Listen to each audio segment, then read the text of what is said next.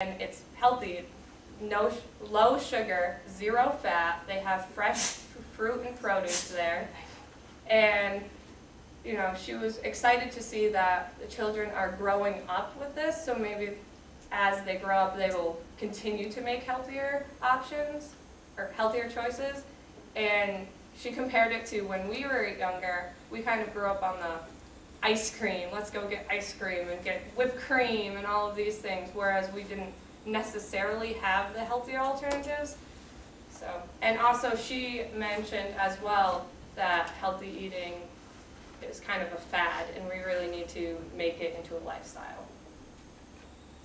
So Lucas Sprague, the kitchen director at Boston Rescue Mission, we talked to him about eligibility requirements for low-income families being eligible for programs. A lot of times you have to fall within a threshold, and those directly over or within a margin over the threshold are kind of, in a way, left behind. And also, he talked about that the Boston Rescue Mission has been running for quite some time, and they provide meals to those of low income and those that are homeless.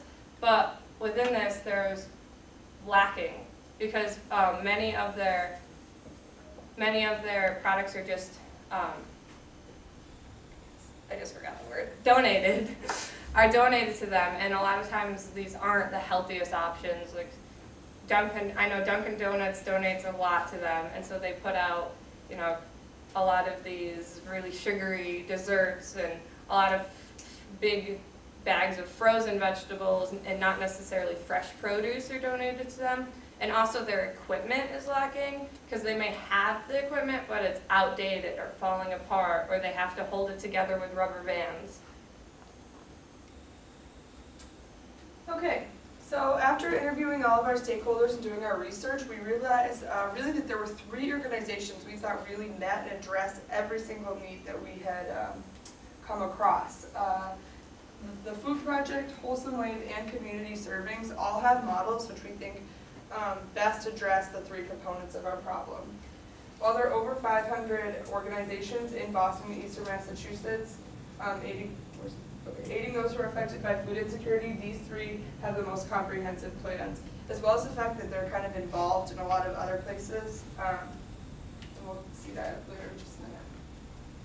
So the Food Project, the mission statement is to feed America's hungry through a nationwide network of member food banks and engage our country in the fight to end hunger. So what makes them different than any other organization? What makes their theory of change a little bit more progressive? They have a lot of community engagement. So they're meeting the needs of those low-income, low-access families who don't have you know, fresh produce or the ability to kind of utilize it in a delicious way through farmers markets and donations. So the Food Project has 2 different sectors. They donate and sell different portions of the food that they make. People in the community work together to farm the food. They use over 40 acres of land to make over 250,000 pounds of food a year. About 2/3 of that food is donated to 13 organizations in and around the greater Boston area, so places like Rosie's Place, the Pine Street Inn, so that those people are getting fresh food and produce that has just been grown. And the food that they don't donate, they sell for a really, really low price to local farmers markets and food markets, like Amber was talking about before. What makes them different is the community engagement, the youth involvement. They have over 1,000 volunteers, but within that, over 150 of them are teenage leaders. So they're really concerned in getting the community involved and having a sustainable food economy. Okay. And then they have education programs, which makes a difference. They also are in membership with SNAP, which is sort of the Massachusetts version of food stamps. Boston Bounty Box makes it so if you use your food stamps or your SNAP bucks at a farmer's market, then you will get twice as much, up to $20. So Wholesome Wave is similar. Wholesome Wave is a national program. They want to improve access and affordability of fresh, healthy, locally grown produce to historically underserved communities. So what makes them different is they foster a direct relationship between low-income communities and farmers. So farmers are coming into these communities and directly selling to the people who need the food for low prices. This was cited as a viable model by the White House Task Force on Childhood Obesity, and they developed and implemented the first ever city food policy convening in New York. They're in over 28 states, including Boston, or including Massachusetts, and they have a headquarters in Boston. The last phase we looked at is community servings. Their mission is a little bit different because they're looking at a specific demographic. They seek to serve those who aren't healthy enough to provide for themselves and their families. So they deliver healthy food that's homemade to people who might have to make the choice between paying for medical care or paying for healthy food for them and their families. They serve last year served 395,000 free home-style meals to over 1,300 people. They cover a 250-mile geographic range across Eastern Mass, as well as holding education classes and nutrition counseling for over 300 people in the greater Boston area.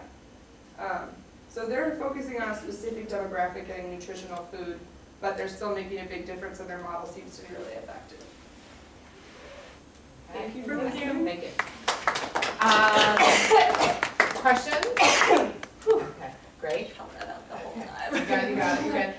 So just very quickly, what do you think appear to be the most critical strategies for addressing this issue? Is it scaling up some of these existing programs that exist, or is it more of a policy solution? What seem to be the things that need to be there? Yeah. So according to our research, we think that a lot of the programs in place are really effective. If they were scaled up, would be awesome. A lot of them are just suffering from a lack of resources, and there seems to be a huge divide between programs with national coverage and programs with local coverage. The programs with local coverage have really great ideas and implementations for this area, but they're just lacking funding. So bulking up of the local programs, as well as a huge increase in education. One of the things that a lot of our stakeholders said is just a lack of education of where to get, how to use. These programs are in place, it's just that a lot of people aren't using them, or if they do use them, they don't know what to do with the fresh fruit and produce. I had a woman talk to me about how when she had the money to buy apples for her kids, she totally would, but her kids liked the apples so much they would eat them all in one day. So she would buy unhealthier food because they wouldn't eat it as quickly. Great. So education is Okay, great. Thank you guys. Thank you. Okay. Is that still recording? How do I turn this off? Just push the. Okay, so we did the issue of the achievement gap. Basically,